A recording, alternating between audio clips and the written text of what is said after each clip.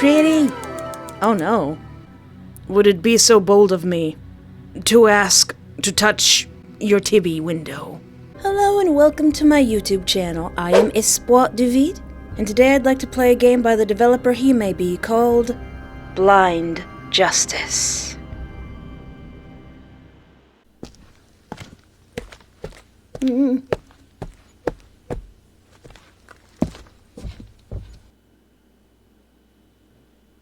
Won't you proceed? No! Turns around. You've already made it this far. Keep going. Okay. I mean, I didn't want to climb up all these stairs, but... Oh, I have to click the scary door. I don't want to go in the scary door. Illustrious Themis of celestial birth, thee I invoke, young blossom of the earth. Beauteous-eyed virgin, first from thee alone, prophetic oracles to men were known, given from the deep recesses of the fane in sacred Pytho? Where renowned you reign. From thee Apollo's oracles arose, and from thy power his inspiration flows. I feel like I'm going to summon something. I'm just a hot, sexy angel is going to burst through the door and be like, what? Orphic Hymn 79 to Thesis. I don't know if that's a real thing or not. It sounds metal, though. I've been here before. That's the only thought you managed to muster at first. But where is here? There's nothing. You can't see anything, and your body feels non-existent. A sharp, unavoidable pain suddenly infiltrates your skull, prompting you to clench your fists. Or at least, you think you are. Despite what most of your senses are telling you, you're at the very least lucid. Alive. Mercifully, the faint ringing in your ears is soon overtaken by a voice. It's unfamiliar. Encompassing. For a moment, their words are incomprehensible, and you can't make out what it is being said exactly. Then I just say into the darkness, what did you call me? You strain your ears a bit more. What is justice? Is it when a person so loathed by the world finally seeks retribution? Is it when the law operates to its full extent? Or perhaps it could be an evil person receiving their comeuppance. Then again, evil is subjective. I mean, because did Dracula really do anything wrong? You still have no idea who is speaking, but your curiosity is piqued nonetheless. You feel your lips part and your mouth begins to move. Though your tongue feels as heavy as stone, you manage to ask the voice a question. You aren't even sure if your voice will reach them. What's good, voice? What do I think about justice? Why does my opinion matter to you? You should formulate your own before asking another's. Just then, a tremor overtakes your body. A flash of light floods your eyes, which you thought were closed. Your hearing is muffled for a split second. Ugh. Ooh. The cosmos. Then, you find yourself in front of an endless void. Ooh. You can't tell if you're floating or standing. I see you finally registered your surroundings, for the most part. Now, won't you give me your answer? Answer? Right. The question was, what is justice? You don't feel like there's a correct answer to that question. Still, you decide to blurt out the first thing that comes to mind. I think justice is when bad people are punished. I think justice lies within the law.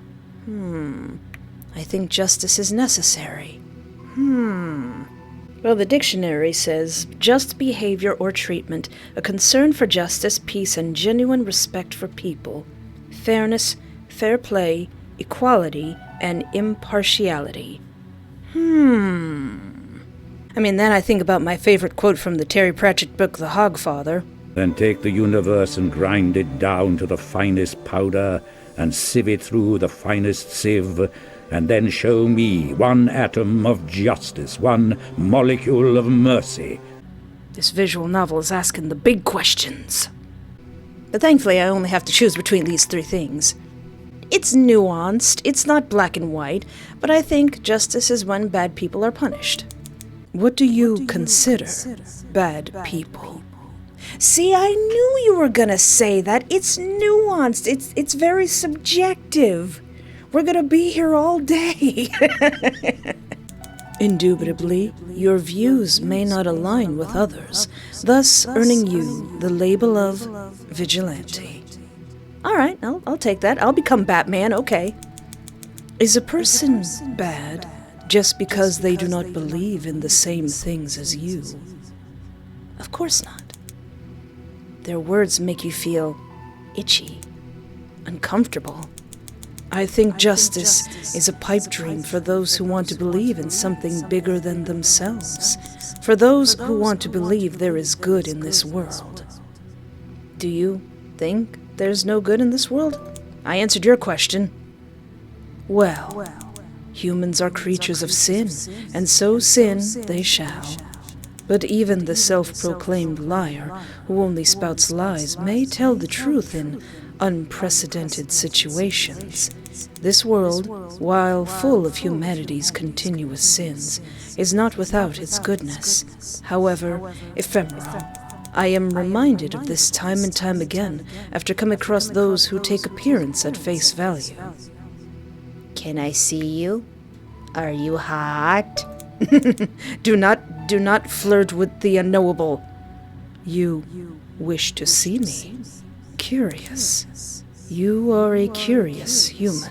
A curious vigilante? No, that is not inherently a bad thing. I can see you, after all. So I suppose it is, how do humans say, fair. Pretty? Oh no. Would it be so bold of me to ask to touch your tibby window? A man appears before you in this endless void, a blindfold obscuring his eyes. Just as his voice is unfamiliar, so too is his appearance. You've never seen this man before. Can you really see me? I mean, you got something kind of obscuring your vision. I can feel your presence. And I can feel your eyes on me. Stop looking at my tibby window. What is it like, being blind? Inconsequential. A lack of sight does little to hinder me. Though I suppose such a thing would be debilitating to a human. I mean, unless you're also a vigilante like Daredevil. Yes, that makes a lot of sense. Are you not human? Your eyes work, don't they? No, that's why I need these glasses. Surely you've taken notice of my less-than-human visage. All I see is pointed ears, and anybody can get those anywhere. Well, never you mind. I've strayed from my original purpose. I've no doubt angered them by rambling as long as I have. I should return sooner than later.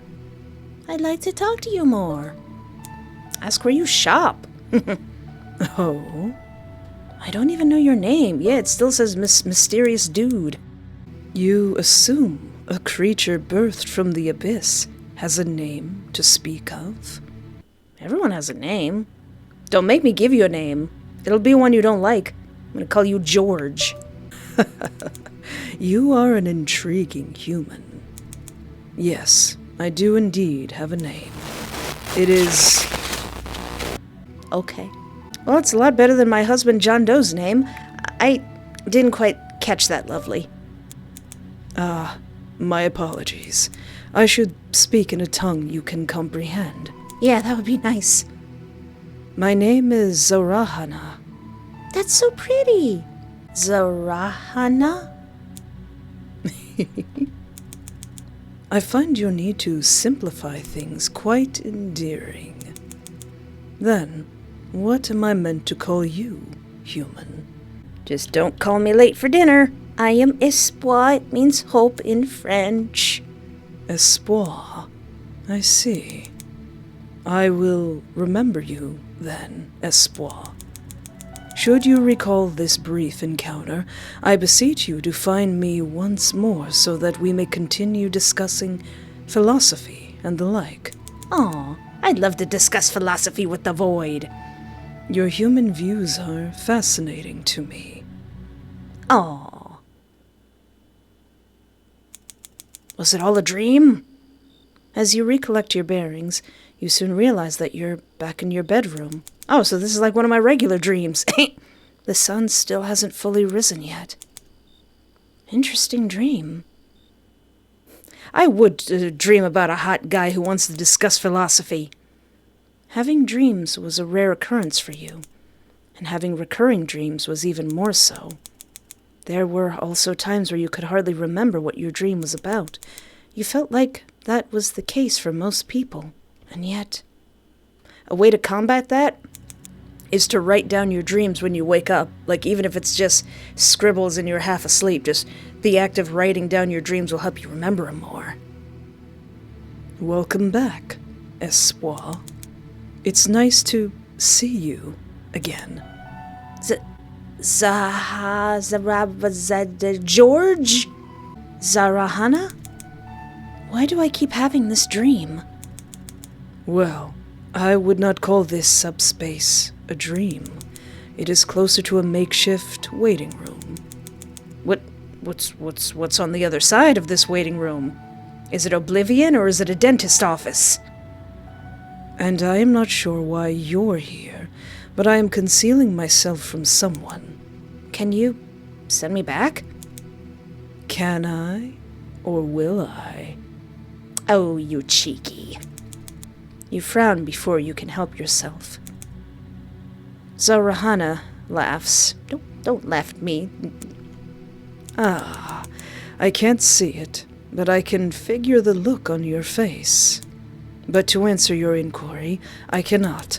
I wasn't the one who called you here, little one. What do you mean? Surely you've noticed by now, yes? The voices. There isn't much you're able to notice, actually, let alone recall with clarity. Zarahana's presence seems to be the exception, however. As a product of another's will, I find you before me. I wonder, what does this unseen entity have in store for you? I am curious to find out. There's a lot of things you're curious about as well, like where do you shop? Where'd you get that cloak? You mentioned there was another being, different from the one who brought me here. Who exactly are you hiding from? I doubt they are someone you would be familiar with, little one. A being as old as time, ancient, and infuriatingly persistent. Then, how old are you? Zarahana lapses into a short silence, humming pensively. You wonder how old he actually is if he has to think about it. Unlike humans, there is little reason behind keeping track of my age. However, I do believe they are the same age as me, if not younger. So, you're also ancient. He's like, rude. He pouts. The enigmatic man before you actually pouts. Aw. You can't decide if you want to laugh or not. That wouldn't be a descriptor I would use. I prefer aged, like fine wine. You honestly have nothing to say. You sensitive about your age. Don't worry, you don't look a day over an eon. If you open your mouth now, you might just laugh. Your lack of response only deepens the pout on his face. It's clear you don't agree, but he doesn't seem too enthused to keep talking about his age. You decide to have mercy on him and change the subject. Do you think I'm in danger here, Zarahana? I don't know anything about these entities, so And I still have no idea why I'm here. I don't believe you would be in danger, though I am unsure how they would react to you being around me. I've avoided interacting with them as much as possible, you see, so the nuances of their personality are unknown to me. So, you're saying this, entity could decide to vaporize me just on a whim? Please don't. In all honesty, yes. But so could any other mighty being out there. You scrunch your nose, unsure of how to respond. Zarahana picks up on your discomfort immediately, offering a more disarming smile and a warm chuckle. Worry not, Espoir. I would not turn my back on someone if I could potentially help them. Well, only if I've taken a liking to them, of course. He doesn't even allow you time to unwrap that statement. You're saying you find me entertaining, you like me? And I am willing to do the same for you, if you think you would need my protection. You take a few moments to mull over his proposition. According to what he's told you so far, he's an ancient being hiding from another ancient being who may or may not be hostile towards you. And there's also another being who is allegedly the one responsible for bringing you here. You're in uncharted territory. Do you want Zarahana's protection? Yeah, well, yes. Yes, I do. I think I may need your protection. Just cuddle up into his cloak. What, huh? Aw, man. I'm disoriented. You free yourself from your bedsheets with frantic movements. I thought you were just talking to Zarahana in the void. What happened? Good morning, Espoir. Ah!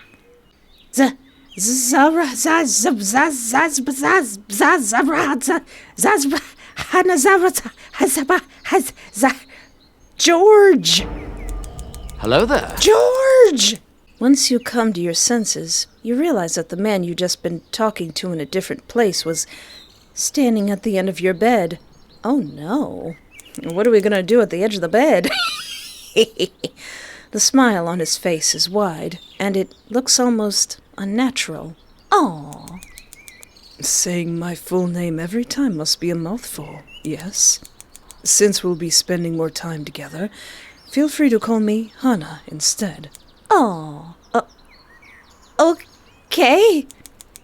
Hana begins to laugh, clearly amused by your utter confusion. Oh, I'm utterly confused, all right. You rub your temples, feeling a headache coming on. How am I going to explain this to everyone? So, why and how are you in my room? Don't you recall asking for my protection? Oh, so if I didn't, would I be here alone? How am I meant to protect you if we're not together? I mean, yeah, but how did you get in my house? I simply followed you back through the gateway you created. Do you really not remember? You shake your head. Hana hums. Well, perhaps that is a parting gift from your meddling entity. I still don't understand why, though. Trying to make sense of things beyond your comprehension will drive you to madness. Perhaps we can unravel these mysteries at a later time. For now, I do believe it is time for you to eat, Espoir. Are you gonna cook for me? Your eyes flit towards your window, and the multiple strands of sunlight spilling in. Seems like it's breakfast time. Yeah. Wait, do you need to eat, Hana? Not as frequently as humans, but yes. Now, a better question is, what do you eat, Hana? Personally, I am more inclined to sugary or savory foods. So he likes sweets. Aw, you gotta love a infinite being who just loves some candy. Ah, well, do you want waffles? Waffles? Have you never had them before? Oh, do I get to tell you about waffles? Buttermilk waffles? I cannot say I have. What are they like? It's like really sweet batter cooked in between two hot plates with patterns. When the waffle is done cooking, the hot plates leave indentations. Depending on the waffle iron, the designs can be pretty cool. Like, you can get one with, like, Mickey Mouse on it and then get copyrighted. Some people put fruits as toppings on their waffles, but syrup and butter are usually enough. Fascinating. I would like to try these waffles, Espoir. Will you make them for me? I was gonna cook some for breakfast anyway, so sure. Consider it the price for my protection. Aw, paying my void god protector in waffles. You laugh before you can stop it. Are waffles really all you want in exchange for protecting my life? I mean, once he tastes them. Depending on how they taste, I think it will be more than adequate. I am not a difficult man to please. For some reason, you doubt that. But you keep that thought to yourself. After all, you want to stay on good terms with the man who's protecting you from unseen and unfathomable threats, right? It's a given. Let's have them waffles. Aw, ending one, under his protection. Aw. Aw. Hey there, pre-recorded Espoir here, and may I have 30 seconds of your time? Want me to draw your OCs? Check out my Ko-fi page for art commissions as low as $20. Link in the description. Every week I post a Saturday update blog on both of my Patreons and now also my YouTube channel members. With behind-the-scenes stuff, upcoming games I want to play, life stuff, old lady stuff, and pictures of Daisy. Link in the description. Want to see the full uncensored versions of gameplays I can't show on this channel? Join my adult Patreon for the low price of $1 and being over the age of 18. And then do you yearn to wear merch of a super obscure free visual novel? Check out my TeePublic and Teespring t-shirt store. Description the in link. Want to support my channel but you have no money? Hit the like button or subscribe. It's free. That's right, free. We're just giving it away. Check out my itch.io page. Play Picture Perfect Boyfriend. It's free. Link in the description. Alright, what if I lie and say, no, I'm good. I don't need your protection. No, I don't think I need protection. I'm a vigilante. I see. If that is your decision, then I will honor it. I shall pray for your safety, Espoir. That. Before you can respond, the man before you and the void disappears abruptly, as if you were snatched away. Aww. George! George! You find yourself back in your bed, shivering. Despite being bundled up in your blanket, there's an unshakable chill that seems to eat all the way down to your bones. You lay in bed, gazing mindlessly at your wall. You try to recall the odd dream you just had, but there's nothing. Nothing but fuzz. Ending 2. Inadequate. What's that mean? Why is it all blue and staticky? Ooh, story time. Welcome back. It is intriguing to see you here, once again. Am I wrong in assuming you've come to see me? I'm flattered. Even though I spend a majority of my time here seeking peace and quiet, I will admit that it gets rather lonely. That being said, it is always nice to have company, especially when it's you. Now, what should we talk about? How about a story? I love stories. Would you like to hear a story, little one? Oh, yes. Oh, yes, please. Lovely. I do hope you enjoy it. Ooh. This is a story about a beautiful young man who was loved by everyone. He was born with an extremely unique body, which could produce flowers that had the power to heal all illness. No matter the ailment, his petals could cure all. He was always willing to help, and the people of his village appreciated him greatly. However, all things must come to an end eventually. A plague swept through the village, decimating its population, and barely leaving any villagers alive or healthy. The young man knew he could not save them all, as his flowers take time to produce. He decided to choose carefully. First, he heals a young mother. Then he heals an able-bodied carpenter. Third, he heals a doctor. And lastly, he heals every child. With just one petal left, the villagers beg him to use it on their loved ones. The young mother wants her husband healed. The carpenter wants his grandmother healed. The doctor wants his wife healed. And the children want their parents healed. Who do you think the young man ended up choosing? The husband? The grandmother? The wife? The parents? The save button? The wife. The young man chose none. Instead, he went to the doctor, entrusting the last petal to him, in hopes that he would be able to make medicine from it to heal the other villagers. The doctor agreed, ensuring that he would do so. The young man explained that he would need to leave for a while to replenish his body and energy. The doctor thanked him, bidding the young man a well-earned rest. A month goes by, and the young man returns to the village. Except there is no village. Oh, just a desolate wasteland that used to be teeming with life and activity. The young man is heartbroken. Was the doctor unable to concoct the medicine? Had his petals lost their efficacy? Or did the villagers simply relocate? All likely scenarios. The reality, however, is much crueler. Did the doctor make off? The doctor had indeed succeeded at concocting an effective cure, and his wife was among the first to receive it. However, the doctor allowed greed to cloud his judgment. Ain't that always the way? You want big pharma because this is how you get big pharma. He would only sell the medicine to the villagers with the most coin to offer. The doctor's greed would soon be his unmaking. The poorer villagers were not happy with the doctor's actions, and so they came to an agreement.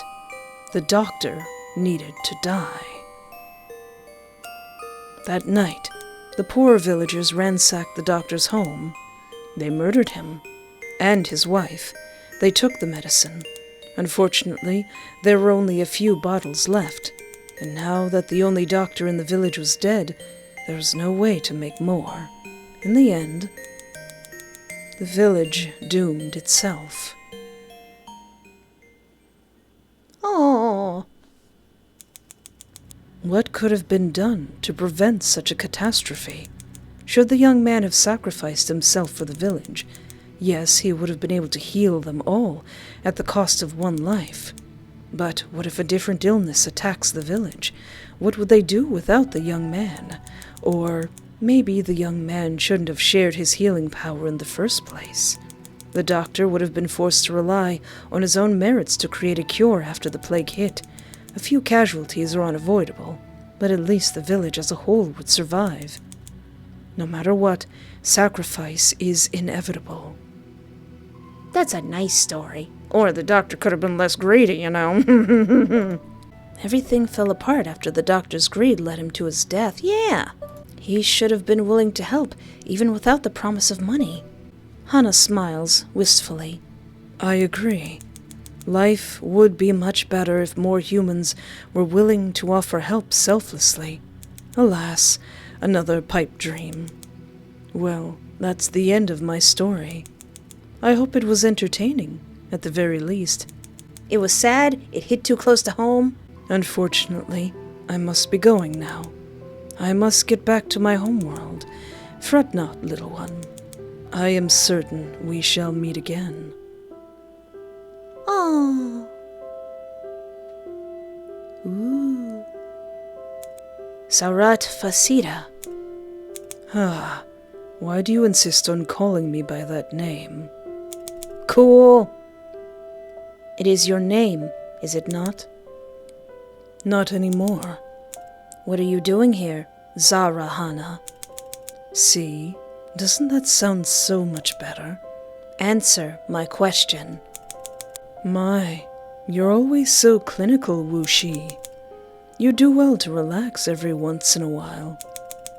Unlike you, I've little time for leisure, and certainly no time for romantic rendezvous. Is that what it looked like? I'm sure they'd be interested in hearing that. They would be very interested. And what of your engagement? I never agreed to that. Tell them I refuse. They will not be pleased. I care not. Do my ears deceive me, or did the mighty Wu Shi just laugh? I laugh because you truly have not changed. You are the same man you have always been. Is that a compliment or an insult? You be the judge. Is that not your job? Not anymore. I should introduce you two. I think you would like them. I do not believe I would have much to discuss with a mortal. And I do believe you would be pleasantly surprised. Perhaps. I assume you are returning now, then, since you are here? Yes, but I will be visiting this world again. You should accompany me next time, Wu Shi.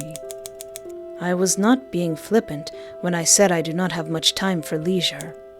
However, I will attempt to join you next time. Do remember your promise, Wu Shi. You need not tell me that. I know. I just enjoy teasing you. I am well aware. Let us return together then. Should they have any qualms, I will stand by you. I am in your debt, my friend. Aren't you always? Aw, introduce me to your friend next time. Lovely. He may be games always slap. What if I say no? What if I lie and say no? No, I just wanna hang out with you. Is your friend here? Ah. Are you perhaps not in the mood for a story? Or are you preoccupied? Well, that is fine. You may return whenever you'd like to hear my story. I shall help you find your way out then. Do come back soon. Just kick me out, just boot me out. That's fine. That's fine. That's all right. I don't mind. He he he he he he he he he. Cute. Ah, that is my creator's alias. Are you perhaps friends with her? Cutting in for a second to say hi, player. Hi, he may be. Your game's always slap. I hope you're enjoying my game so far. And if this isn't your first playthrough, then I hope you enjoyed. It's a pretty short game, but I really enjoyed working on it. I really hope the effort I put in is noticeable. It is. If not, you'll just have to try harder next time, creator. Hush, Anna. Cute. Absolutely adorable. Well, unless I miss anything, this was a pretty short, lovely short game by He May Be called Blind Justice. That was fun. I like that. I like that story about the flower guy. As always, there will be a link in the description to this game where you can play this game for yourself or even follow the developer. And if you would like to watch me play even more amazing visual novels, feel free to peruse around my channel. And don't forget to like, subscribe, or interact in any way that's comfortable for you, because that helps us get closer to 100,000 subscribers. But until next time, thank you so much for hanging out with me. Take care of yourself, have a great night, and remember, there is always hope.